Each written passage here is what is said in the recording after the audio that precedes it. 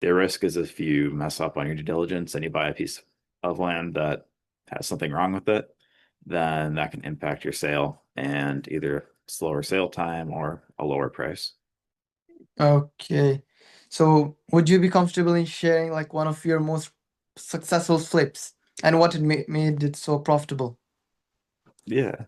Um, a unique one that I did was I bought it was a lake property, and I'll bring this one up because I just got it back. Actually, because one thing that I do is I sell properties on contract for deed. Yes. So it's seller financing or kind of like a rent to own is basically Yes. that's what contract for deed is.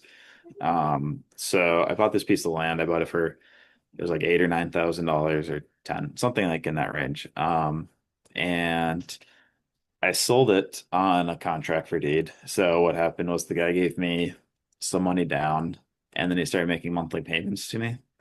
And how it works is if I sell it for, I think I sold it for it's like 100,000. Um, and he started making payments. And once he pays off that entire $100,000, that's when I actually transfer the property over to his name. Until then, it's kind of just he's just making payments to me. So he had paid like 15,000 or so in payments, and then decided that he didn't want the property anymore. And he had already put a cabin on the property. So he built a cabin on the property, like made some improvements on it and everything, and paid me 15,000 and decided he didn't want it anymore. And with the contract for deed, what happens when you don't make your payments? I get to keep the property and I get to keep the money that he's paid me so far. So basically, this property that I paid for, it was like we'll say 10,000. I forget exactly.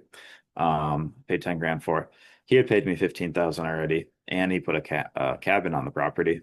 So I got that back. So basically, I got the land for free, plus 5 grand, plus a cabin on top of it.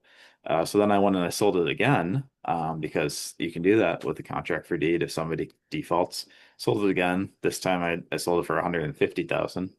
Um, and the same thing, the people had made $30,000 in payments on that property, and then they just defaulted and gave it back to me last month. So now I've collected about 45 grand off this property.